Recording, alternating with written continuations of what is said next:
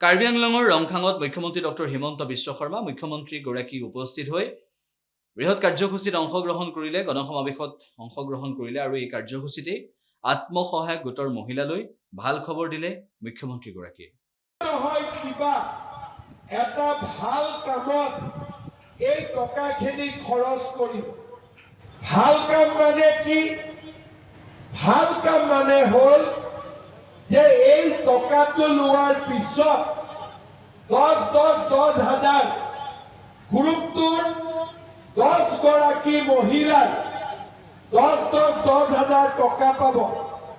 1 লাখ কৰিলে কিমান হ'ব? 1 লাখ টকা হ'ব। বেংকতো সুদ দিব নালাগে। এই 1 লাখ টকা আপোনালোকৰ নিজৰ টকা হ'ল। কালকো লোন দিব নালাগে, ঘূৰাই দিব নালাগে।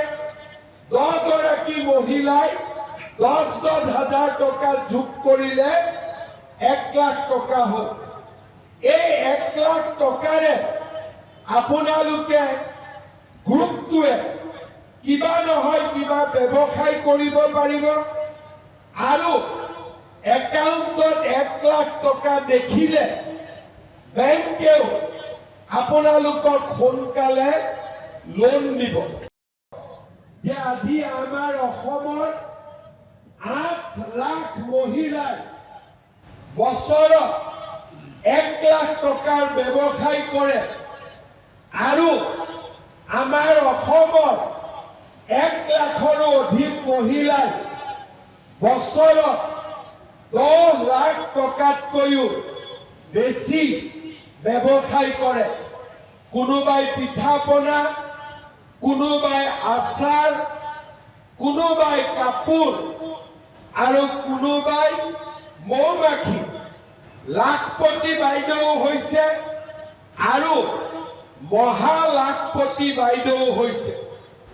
আমাৰ খেৰণীৰ 19,000, 20,000, 50,000 মহিলা ঘৰখনৰ এটা শক্তিশালী স্তম্ভত পৰিণত হ'ব আৰু সেইকাৰণে আমি এই সুন্দৰ মহিলা উদ্যমিতা আঁচনি আৰম্ভ কৰিছিলোঁ।